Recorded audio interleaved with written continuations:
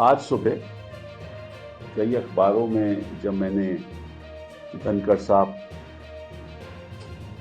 का जो वक्तव्य था, जो स्पीच थी, वो पढ़ा तो मुझे दुख भी हुआ और आश्चर्य भी हुआ, क्योंकि जुडिशियल इंस्टीट्यूशन, चाहे वो सुप्रीम कोर्ट हो, चाहे वो हाई कोर्ट्स सारे देश में हो, उनके ऊपर आज के दिन भी अगर किसी संस्था पे विश्वास है तो जुडिशरी पे। और मुझे ऐसा लगता है कि जब कुछ सरकार के लोगों को जुडिशरी के निर्णय पसंद नहीं आते तो फिर वो आरोप लगाना शुरू कर देते हैं कि ये हद से बाहर है, और जब उनको पसंद आते हैं तो फिर विपक्ष को कहते हैं ये तो सुप्रीम कोर्ट ने फैसला किया। कोई सवाल उठाए 370 पे तो ये तो सुप्रीम कोर्ट का फैसला था। राम जन्मभूमि की जजमेंट पे सवाल आए तो ये तो सुप्रीम कोर्ट का फैसला था, ये तो सुप्रीम कोर्ट का फैसला था। और अगर हाल ही में जस्टिस पारदेवाला की जजमेंट आई तो ये कैसे सुप्रीम कोर्ट कर सकती है। मतलब जो आपको जजमेंट सही नहीं लगे, आपके सोच के अनुसार नहीं हो तो वो तो गलत है, और जो आपके सोच के अनुसार है वो ठीक है। और एक कॉन्स्टिट्यूशनल फंक्शनरी को ऐसी बात कहनी मैं समझता हूं उचित नहीं है। मैं उनका बड़ा आदर करता हूं, लेकिन आपने कह दिया कि article 142 is nuclear fissile material, nuclear missile. ये कैसे कह सकते हैं आप? आपको मालूम है कि आर्टिकल 142 के द्वारा सुप्रीम कोर्ट को संविधान ने यह हक दिया है। ये किसी सरकार ने हक नहीं दिया, संविधान ने हक दिया है टू डू कंप्लीट जस्टिस। पहली बात ये।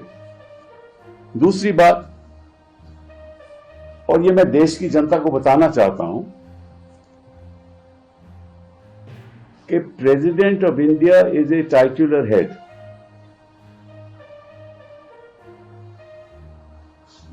जब प्रेसिडेंट अपनी फंक्शंस करती हैं, वो कैबिनेट की एडवाइस के अनुसार करते हैं।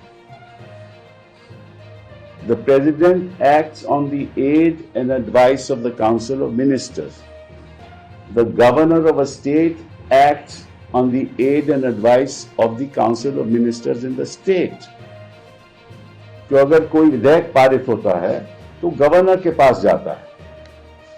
गवर्नर, संविधान ने हक दिया है, गवर्नर कमेंट्स करके वापस भेज सकता है विधेयक को, और फिर अगर दोबारा पास कर दे लेजिस्लेचर, असेंबली पास कर दे, तो गवर्नर को साइन करना पड़ता है, ये संविधान कहती है। गवर्नर यह भी कर सकता है कि कोई विधेयक को वो प्रेसिडेंट को भेज दे अपने कमेंट्स के साथ कि मुझे ये सही नहीं लगता, और प्रेसिडेंट अपने व्यक्तिगत अनुसार कुछ नहीं करती। President acts on the aid and advice of the council of ministers. वो बात सरकार, केंद्र सरकार पे जाती है, केंद्र सरकार के काउंसिल ऑफ मिनिस्टर्स पे जाती है। वो एडवाइस करते हैं प्रेसिडेंट को कि क्या करना है। ये प्रेसिडेंट का व्यक्तिगत हक नहीं है, ये धनखड़ जी को मालूम होना चाहिए। उन्होंने कहा कि आप प्रेसिडेंट की पावर को कैसे कंट्रोल कर सकते हो? तो कौन कर रहा है प्रेसिडेंट की पावर को कंट्रोल? मैं उदाहरण के तौर से आपको बताना चाहता हूं कि गवर्नर के पास विधेयक जाए और वो 2 साल वहां पड़ा रहे, वो अहम विधेयक हो कि जिसकी जनता के प्रति कई चीजें करनी हो, तो गवर्नर क्या बैठ सकता है? 2 साल बैठ सकता है उस मामले में, और कोर्ट को कोई अधिकार नहीं है कुछ करने का। This is in fact an intrusion on the supremacy of the legislature. ये तो उल्टी बात है।